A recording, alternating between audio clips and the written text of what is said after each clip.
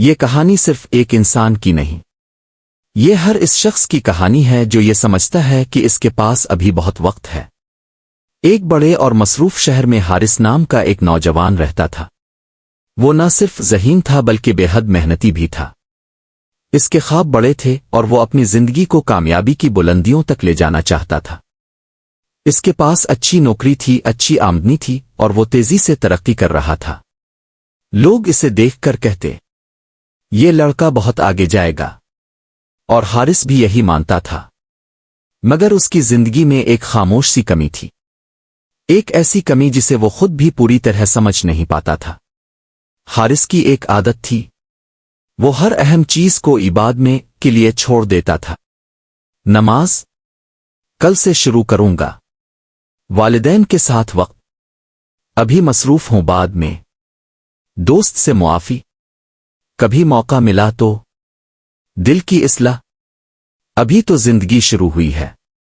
وقت گزرتا گیا، دن ہفتوں میں بدلے، ہفتے مہینوں میں اور مہینے سالوں میں، مگر حارث کی سوچ نہیں بدلی۔ وہ ہمیشہ یہی کہتا، ابھی وقت ہے۔ ایک دن وہ اپنے دفتر سے تھکا ہارا واپس آ رہا تھا۔ سڑک پر رش تھا، لوگ بھاگ رہے تھے، گاڑیاں چل رہی تھیں، ہر طرف شور تھا۔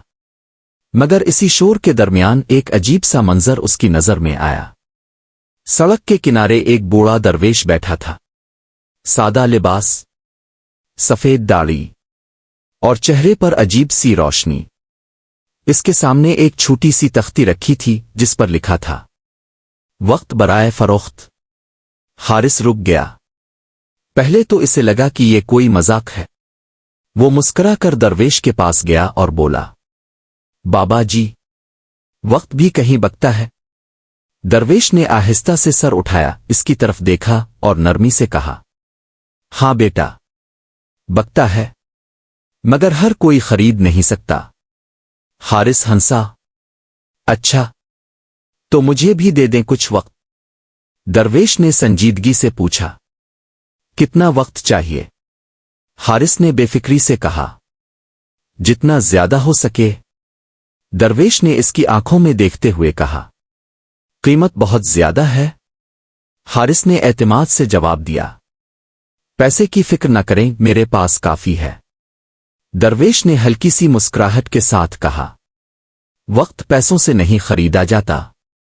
حارث کی مسکراہٹ آہستہ آہستہ ختم ہو گئی۔ تو پھر کس چیز سے خریدا جاتا ہے؟ درویش نے زمین سے ایک مٹھی مٹی اٹھائی، زندگی سے۔ یہ سن کر حارث خاموش ہو گیا۔ اس نے حیرت سے پوچھا، یہ کیسے؟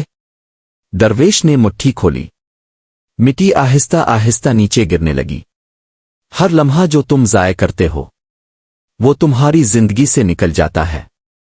تم سمجھتے ہو کہ تم وقت گزار رہے ہو، مگر حقیقت یہ ہے، وقت تمہیں گزار رہا ہے۔ حارث کے دل میں جیسے کوئی ہلچل پیدا ہوئی۔ وہ پہلی بار سنجیدگی سے سن رہا تھا۔ درویش نے کہا، بیٹا، اگر میں تمہیں ایک دن اور دے دوں تو تم کیا کرو گے؟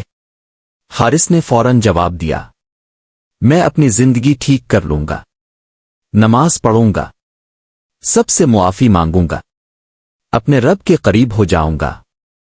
درویش نے نرمی سے پوچھا، تو پھر آج کیوں نہیں کرتے؟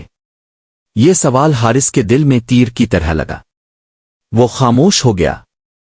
اس کے پاس کوئی جواب نہیں تھا۔ کچھ دیر بعد درویش نے کہا، انسان کی سب سے بڑی غلط فہمی یہ ہے کہ کل ضرور آئے گا، مگر کل صرف ایک خیال ہے، اصل حقیقت صرف آج ہے۔ یہی لمحہ ہے۔ ہوا چل رہی تھی، سڑک کا شور اب دور محسوس ہو رہا تھا، اور حارث کو پہلی بار احساس ہوا کہ وہ زندگی بھر دوڑتا رہا مگر کبھی رکا نہیں۔ اس نے آہستہ سے پوچھا، بابا جی، کیا میں ابھی بھی بدل سکتا ہوں؟ درویش نے مسکرا کر کہا، جب تک سانس ہے تب تک وقت ہے، مگر یاد رکھو، یہ وقت ہمیشہ نہیں رہے گا۔ حارث کی آنکھوں میں نمی آ گئی۔ وہ خاموشی سے اٹھا اور درویش کا شکریہ ادا کیا۔ इस दिन के बाद उसकी जिंदगी आहिस्ता आहिस्ता बदलने लगी। वो छोटे छोटे कदम उठाने लगा। वो सुबह उठकर सबसे पहले अपने रब को याद करता। वो अपने वालिदैन के साथ वक्त गुजारने लगा। वो पुरानी नाराजगियों को खत्म करने लगा। सबसे अहम बात, वो अब उबाद में नहीं कहता था। महीनों बाद लोगों ने महसूस किया कि हारिस बदल गया है।